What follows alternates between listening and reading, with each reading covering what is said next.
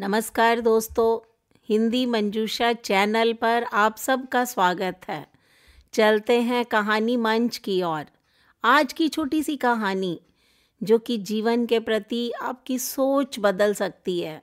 आपने अक्सर सुना है कि मेहनत ऐसे करो कि सफलता शोर मचा दे। तो आज कहानी का ताना बाना इसी विषय को लेकर चुना है। कहानी का शीर्षक है सफलता ही मचाती शोर। बापू जल्दी चलो, कोचिंग का टाइम हो गया है। इतनी देर से लाए तुम रिक्शा, कुछ छूट जाएगा तो कोई नहीं समझाएगा मुझे। सीमा जो कि रिक्शा चलाते हुए अपने बापू रमेश से बोली। पिटिया, सवेरे 30 रुपए कमा लाया। मुझे पता था तू लेट ना हो जाए, इसलिए एक सवारी छोड़ आया। तेरी कोचिंग की पढ़ाई का पैसा भी तो जुटाना है।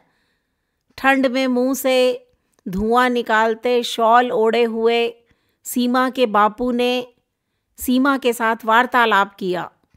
तो बापू, मैं तो कह रही थी कि मुझे 2-4 बच्चों को कोचिंग लेने दो। कितने बच्चे पढ़ने को आए, तुमने मना कर दिया। अब तो मेरी बीएससी भी हो गई है। मुझे नहीं पढ़वाना अपनी बिटिया से बालक बच्चे। बस तू छोटी मोटी ही सही सरकारी नौकरी पाले, अपने पैरों पर खड़ी हो जा मुनिया। बस मेरा जीवन सफल हो जाएगा। मुझे ना चाहिए पैसा, बस तू पढ़ जाए, इतना ही हो जाए। ठंड से कांप रहे हैं दोनों बाप बेटी। कोहरे को चीरते हुए बापू का रिक्शा बिटिया के सपनों को आगे बढ़ता जा रहा है। बापू जिसके पैरों में ठंड से सूजन आ गई है। लो बापू, आ गई कोचिंग। सीमा रिक्शा से उतर गई। अपनी पुरानी कई सालों से पहन रही जैकेट को छुपाने के लिए अपने बैग को आगे कर लिया ताकि जैकेट का धुंधलापन कुछ छुप जाए। चुपचाप सिकुड़कर पीछे की सीट पर बैठ रही सीमा। अब की बार तुझे नई जैकेट दिलवा दूंगा मुनिया। बहुत पुरानी हो गई ये, कैसे छुपाती फिरती है। रिक्शा से उतरकर अपनी बेटी को निहारते हुए रमेश बाबू बोले। ना बापू, अब तो सरकारी नौकरी लगने के बाद वो बड़ी वाली जैकेट लूंगी जिसमें पूरा शरीर ढक जाता है। ठाकुर जी तेरी इच्छा जल्दी पूरी करें। ले 10 रुपए की ये मूंगफली लाया था। तेरा जो बीच में खाने का समय होता है खा लेना। ठीक है बापू, थोड़ी तुम ले लो। तभी कोचिंग का मालिक बाहर आया। सीमा को देख बोला, तुम रोज लेट आती हो, ऐसे कैसे क्रैक करोगी कंपटीशन? पता है ना, नेक्स्ट वीक है एसएससी का पेपर। जी सर, अब नहीं होंगी लेट। जल्दी से बापू को नमस्ते कर सीमा कोचिंग क्लास के अंदर चली गई। माँ साहब, मेरी दुनिया मेरे कारण लेट हो जाती है। वो तो सुबह 6 बजे ही तैयार हो जाती है। कुछ छूट जाया करे तो दोबारा समझा दिया करो। पैसों की फिक्र ना करो, और दे दूंगा। जितनी फीस है उससे बढ़कर दे दूंगा। रमेश बाबू हाथ जोड़कर कोचिंग वाले सर से बोले। नहीं नहीं, ऐसी कोई बात नहीं, वो तो हम समझा देंगे। जाओ अपनी रोजी रोटी देखो, बेटी के लिए हम हैं। अगले सप्ताह एसएससी का पेपर हो गया।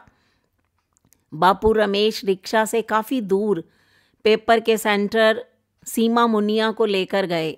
वहाँ पूरे दिन रुके रहे, बस ऊपर वाले को याद करते रहे। एक परीक्षा अंदर सीमा दे रही थी, एक बाहर बापू रमेश दे रहे थे। पेपर के बाद सीमा अगली परीक्षा की तैयारी में लग गई। कुछ दिन बाद किसी ने रास्ते में सीमा के बापू से पूछा, बोला, रिक्शा चलाना छोड़ दे अब। जा घर, तेरी लड़की बहुत बड़ी अधिकारी बन गई है। बापू को विश्वास नहीं हुआ। हाँफता हुआ रिक्शा लेकर घर आया। उसका घर में जाना मुश्किल हो रहा था। इतनी भीड़ जो लगी थी उसके घर पर। जाने कितने लोगों ने उसकी पीठ थपथपाई। अंदर मीडिया के लोग बैठे हुए थे। सीमा और उसकी अम्मा भाई को घेरे हुए थे। बापू रमेश को देख कैमरा उसकी तरफ हो गया। एक पर एक प्रश्न बापू रमेश से किए जा रहे थे। एक रिक्शे वाले ने लड़की को अपनी मेहनत, उसकी लगन से अधिकारी बना दिया। घर के एक एक कोने की वीडियो बन रही थी। चंचल, सीमा यहाँ पढ़ती थी, यहाँ खाना बनता था, बरसात में टपकती इस झोंपड़ी में रहती थी। इससे पहले तो कोई जानने नहीं आया कि एक रिक्शा वाले ने अपनी मुनिया को कैसे पढ़ाया। सफलता शोर मचाती है। कुछ भी हो, आज सीमा अधिकारी बन गई।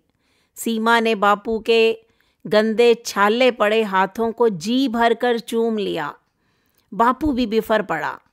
अपनी मुनिया सीमा को सीने से चिपका लिया। आखिर एक और गरीब आदमी की लड़की अधिकारी बन गई थी। रोज अखबार में पढ़ता था कि आज मेरी मुनिया ने वो कर दिखाया। आंखों में आए खुशी के आंसुओं को आज सीमा के माता पिता रोक नहीं पाए, क्योंकि दोस्तों कहा भी गया है कि मेहनत ऐसे करो कि सफलता शोर मचा दे। जैसे सीमा की मेहनत सफलता का रंग लाई। माँ बाप आज खुशी के मारे अपने आंसुओं को अपने अंदर समेट रहे हैं और बिटिया अधिकारी बनकर आज अपने माँ बाप के सपनों को पूर्ण करने में लगी हुई है। तो दोस्तों, आपको ये कहानी कैसी लगी? कहानी पर अपनी प्रतिक्रिया दीजिए। हिंदी मंजूषा चैनल को सब्सक्राइब कीजिए। मिलते हैं अगली वीडियो में। तब तक के लिए नमस्कार।